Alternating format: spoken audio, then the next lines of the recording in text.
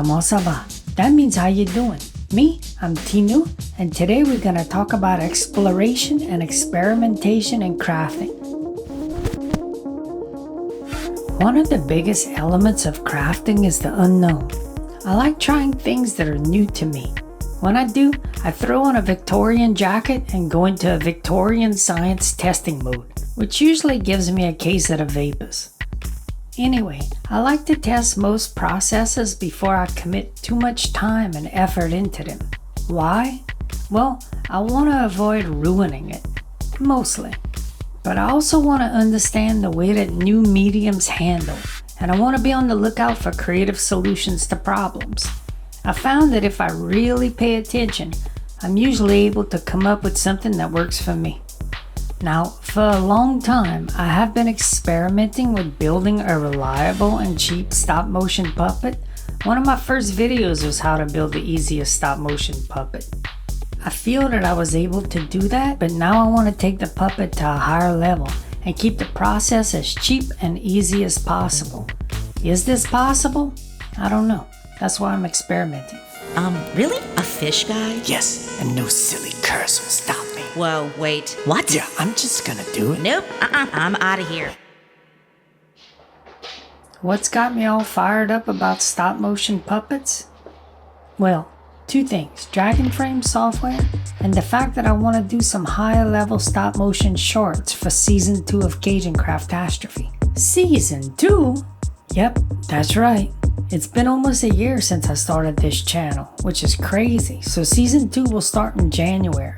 And I want to thank all of you for your support, advice, help, and encouragement. I am so grateful to each and every one of you.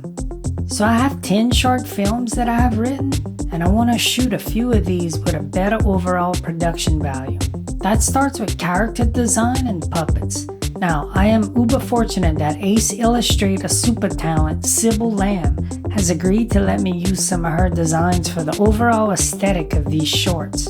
I have been in love with this girl's artwork since we did an animated TV show opening together. Her detail and flair are just top tier in my book. Sybil Lamb, go check her out.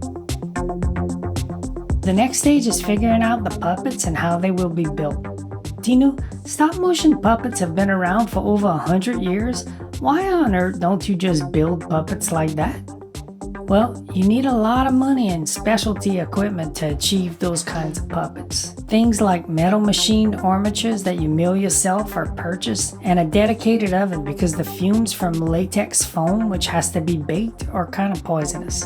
What I'm trying to do is make a stop-motion puppet that can as closely as possible replicate Sybil Lamb's character designs and yet be more cost-effective and easier to build. This is where all the experimentation and exploration comes in.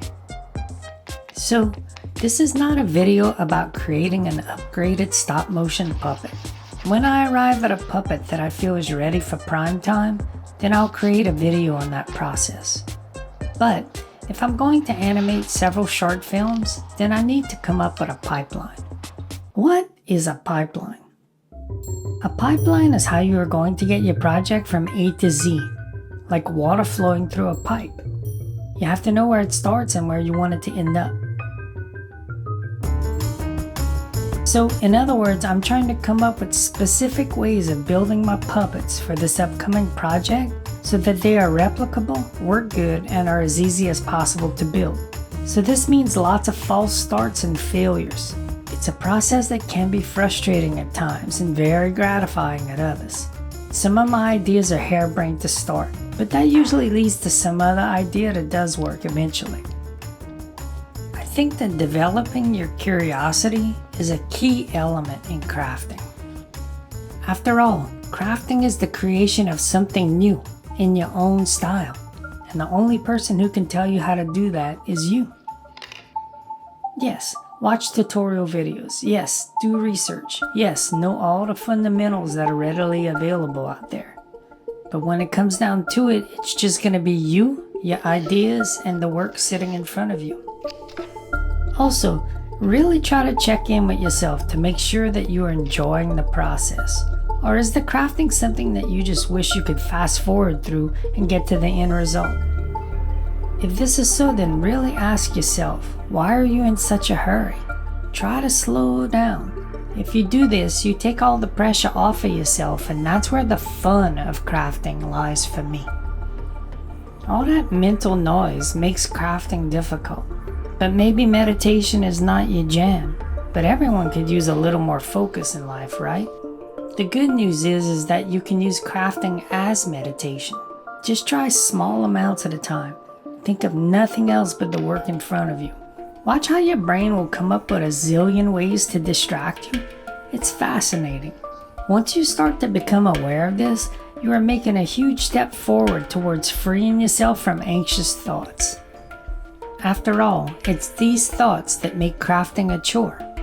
If you can focus on the craft and release all the worry, then crafting magically becomes fun and exciting. Don't rush through the process. Creativity hides inside of the process of creating. If you're in a rush to get to the end, then it's not fun and you'll miss all of the creative signposts pointing you to something cooler and better. At least that's the way it is for me. When we were kids, we would just play. We didn't have to worry about bills, jobs, bosses, marriages, or our kids. We just enjoyed ourselves.